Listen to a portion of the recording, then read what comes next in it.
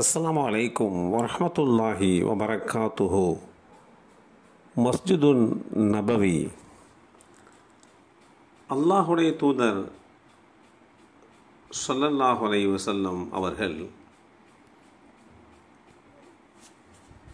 மதீனாவுக்கு வருகை தந்தபோது மதீனாவின் மேற்புறத்தில் வசித்து வந்த பனு அம்ர் இப்னு அவுஃப் என்னும் கோத்திரத்தாருடன் 14 நாட்கள் தங்கியிருந்தார்கள்.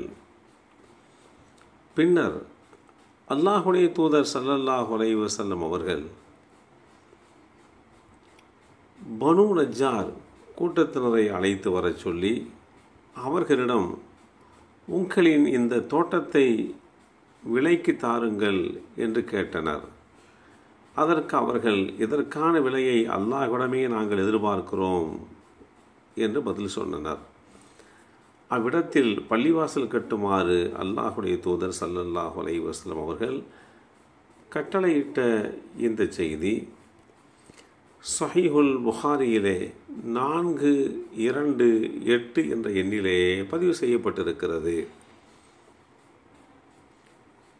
அப்துல்லாஹ் இப்னு உமர் ரலியல்லாஹு அன்ஹுமா அவர்கள் அறிவித்தார்கள், அல்லாஹுடைய தூதர் ஸல்லல்லாஹு அலைஹி வஸல்லம் அவர்களின் காலத்தில் மஸ்ஜிதுன் நபவி, அந்த பள்ளிவாசலுடைய சுவர்கள் செங்கற்களாலும் அதன் கூரை பேரிச்ச மர ஓலையாலும் தூண்கள் பேரிச்ச மரங்களாலும் அமைந்திருந்தன.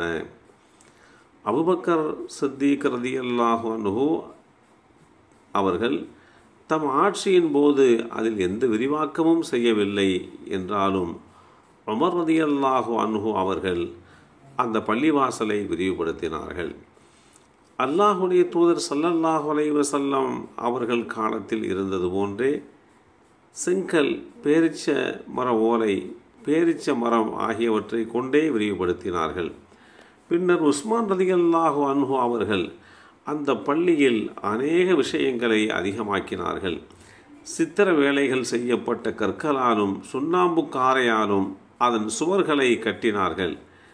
சித்திர வேலைகள் செய்யப்பட்ட கற்களால் அதன் தூண்களை எழுப்பினார்கள்.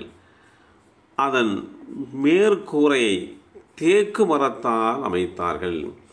இந்த செய்தி ஸஹீஹுல் புகாரியிலே 446 என்ற எண்ணிலே பதிவு செய்யப்பட்டிருக்கக்கூடிய நபிமொழி தெளிவுபடுத்துகிறது. அல்லாஹுடைய தூதர் ஸல்லல்லாஹு அலைஹி வஸல்லம் அவர்கள் கூறினார்கள், என்னுடைய வீட்டிற்கும் என்னுடைய மிம்பர் படிக்கும் இடைப்பட்ட பகுதியில் சொர்க்கத்து பூங்காக்களில் ஒரு பூங்கா இருக்கிறது. என்னுடைய மிம்பர் படி என்னுடைய ஹவுல் அல் கௌசர் தடாகத்தின் மீது அமைந்துள்ளது. இந்த செய்தி அபூ ஹுரைரா ரலியல்லாஹு அன்ஹு அவர்கள் மூலமாக அறிவிக்கப்பட்டு ஸஹீஹுல் புகாரியிலே 1888 என்ற எண்ணிலே பதிவு செய்யப்பட்டிருக்கிறது. அவர்களுடைய வீட்டிற்கும் பள்ளிவாசலுடைய ஒரு முக்கிய ஸ்தலமாக இருக்கக்கூடிய மிம்பர் படிக்கும் இடைப்பட்ட பகுதி சொர்க்கத்தினுடைய பூங்காக்களில் ஒரு பகுதி என்று குறிப்பிட்ட செய்தியை இந்த நபிமொழி நமக்கு தெளிவுபடுத்தி காட்டுகிறது.